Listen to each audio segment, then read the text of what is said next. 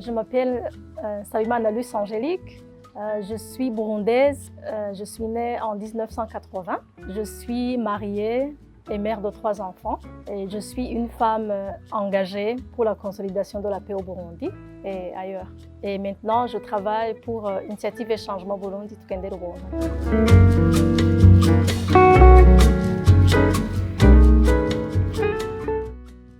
Ce qui m'a inspirée, c'est un peu une longue histoire, mais je vais essayer de résumer. Je suis rescapée de la crise de 1993, une crise qui a emporté beaucoup de vies humaines au Burundi, dont mes 2 parents et ma petite sœur, et plusieurs autres membres de ma famille proche. Et moi, j'ai été sauvée par 3 femmes voisines, amies de ma maman. Et depuis là, c'est comme si j'éprouve une certaine dette morale envers ces braves femmes. Et je me suis dit que le seul moyen par lequel je pourrais répondre à cette dette morale serait de m'impliquer dans les efforts de la consolidation de la paix, justement pour être à mon tour au service de la vie. C'est ça qui je dirais que c'est là où est né mon engagement pour la consolidation de la vie.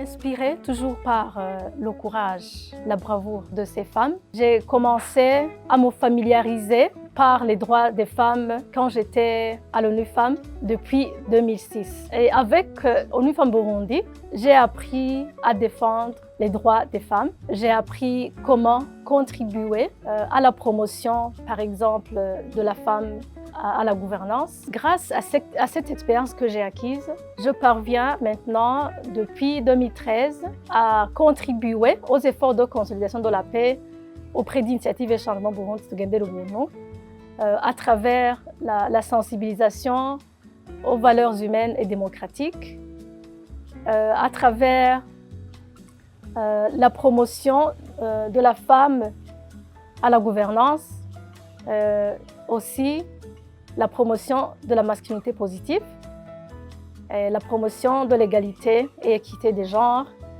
et aussi la promotion du leadership des jeunes et l'entrepreneuriat. La sensibilisation aux valeurs humaines. Je vois par exemple, il y a des changements. Par exemple, quand je vous ai parlé de la promotion du droit des femmes, là, je parlerai par exemple des jeunes filles qui reviennent témoigner que les conseils, les formations sur leur autonomisation économique, ça leur a été utile. Ils reviennent témoigner par exemple que ça les a vraiment aidés. Je parlerai par exemple de l'impact que je vois sur la sensibilisation des valeurs humaines. Par exemple, il y a la communication non violente qui caractérise beaucoup de nos bénéficiaires, par exemple, beaucoup de nos partenaires, et qui reviennent témoigner qu'ils ont commencé à améliorer leur communication.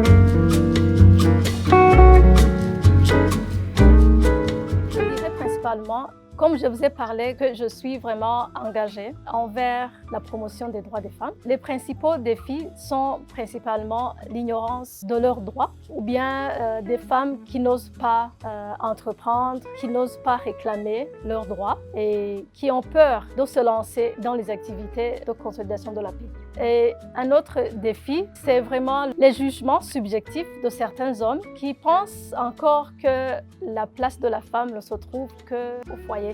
L'approche que nous avons adoptée, c'est d'échanger avec les hommes. On organise des débats, des échanges qui regroupent les femmes et les hommes. On échange surtout sur la masculinité positive. Et on commence à voir des fruits.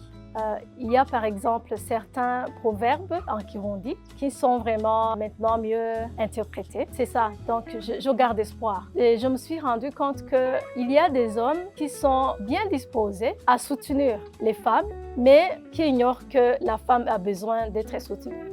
Donc c'est pour ça que je garde espoir que les choses changeront et qu'il y aura une équité effective.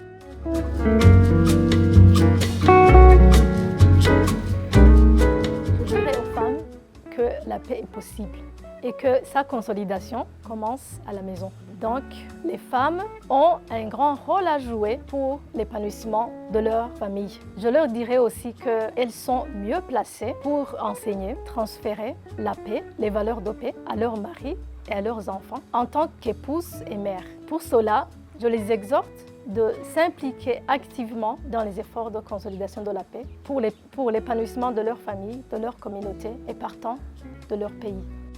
Pour